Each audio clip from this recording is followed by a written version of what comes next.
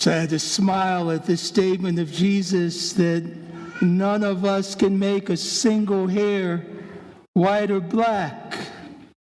I says, well, I guess that explains why I haven't been able to do anything about this over the years. And it looks to me when I look out at you that I'm not the only one who hasn't been able to do anything about that.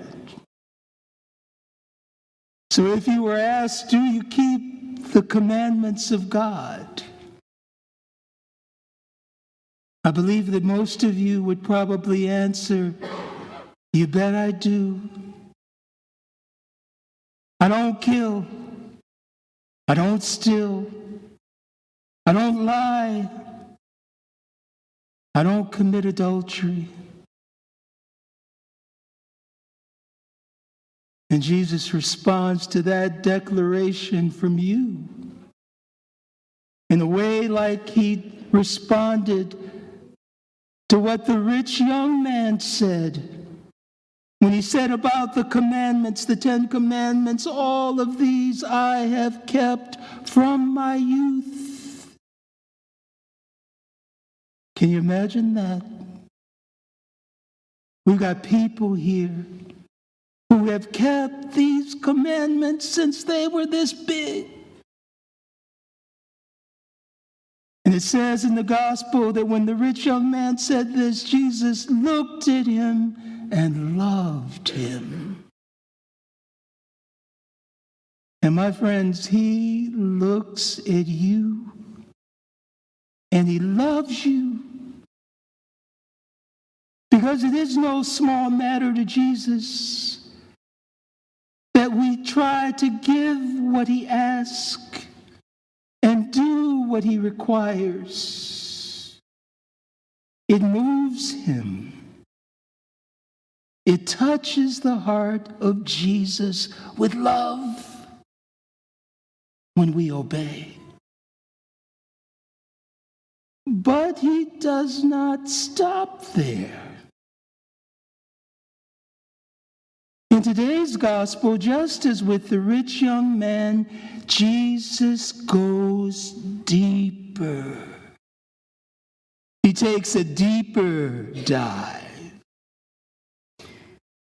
You have heard that it was said to your ancestors of old, but I say to you, he declares, not just you shall not murder, but whoever nurses anger with his brother in his heart will be liable to judgment. Whoever insults his brother will be liable to fiery Gehenna, strong language. Not just you shall not commit adultery, but whoever looks at a woman with lust in his thoughts commits adultery with her in his heart. Do you notice what's happening here? He seems to regard the 10 commandments not as the limit, the sum total of what God is asking, but rather as the starting point of what God is asking. The 10 commandments are not the end of the story. And in each case, Jesus goes deeper. And when he does so, it becomes clear that it's not simply external conformity to rules imposed on us from the outside that God's after. He's also after an interior transformation whereby I and you become aligned to God on the inside, aligned with his deepest desires for us as human beings. You know what that tells us? That a Christian is someone who allows the Word of God to affect more than his actions. Important as that is. But a Christian is someone who allows the Word of God to penetrate, to permeate his inner life, so that it can transform his thoughts, his attitudes, and even inform what feelings he nurses inside. You see, it is our inner life, our private self, that Jesus also wants to transform. Our private self. That self that only you and I and God sees. So yes, he wants to rid us of adultery, but he also wants to purify my thought life. Yes, he wants to root out killing, but he also wants to free me from being mastered by anger. He wants to free me from hurtful speech. And we all know speech can hurt, can it? Especially when that speech comes from those who owe you love, those who are closest to you, who ought to honor you, and instead they dig a dagger in your heart with their words, and it hurts. And Jesus has come to purify the heart from which hurtful speech comes. He takes the deeper dive. Now, why is he diving deeper? Jesus is urging us to pursue holiness. Yeah, me, you. He's urging us to pursue holiness. It means to be holy is not for the select few or for the religious elite, whoever they are. I don't know if I met any of them. Well, maybe John Paul. John Paul II, you that guy they made a saint?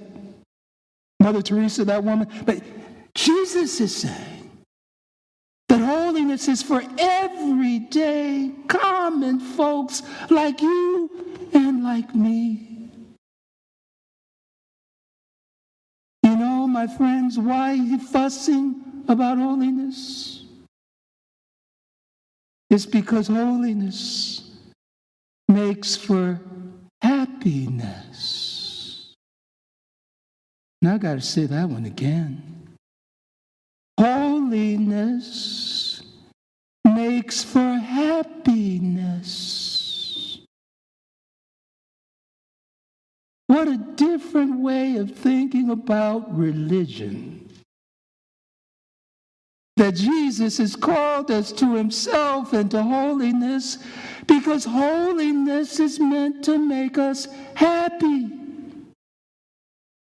Now, I didn't make that up. I got that from Jesus. You know, on Sundays we're going through Jesus' famous Sermon on the Mount. Begins in Matthew chapter 5, goes through chapter 7. Probably the most memorable sermon Jesus preached. And the way it begins is with the Beatitudes. You remember those? Blessed are the merciful.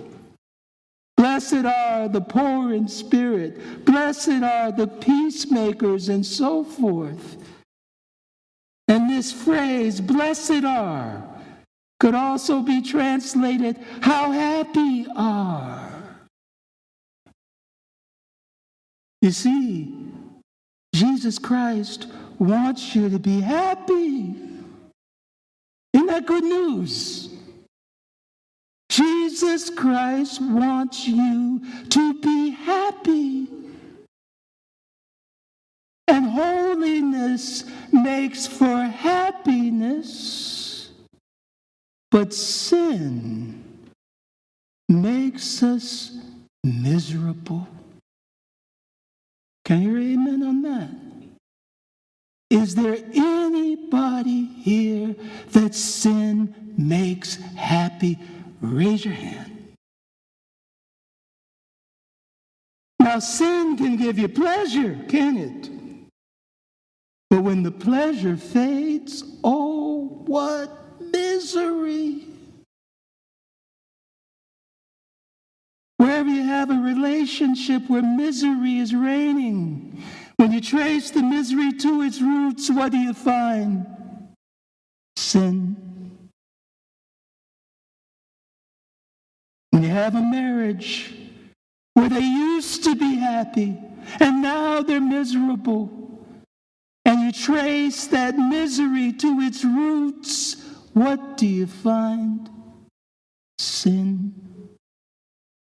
Sometimes you find misfortune, but we got a habit of responding to misfortune with sin. Or you take relationship between parents and children, that's gone sour. And you trace that sourness to its roots, and what do you find?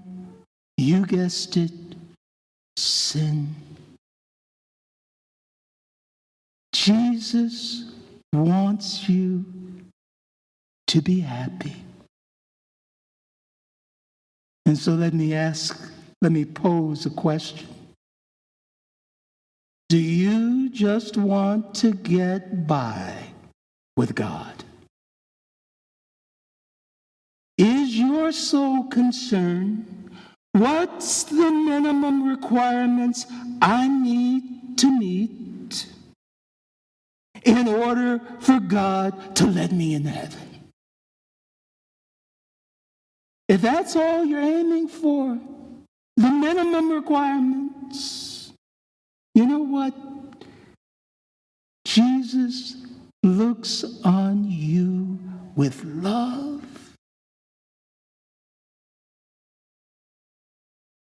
Because it moves his heart that you want at least that.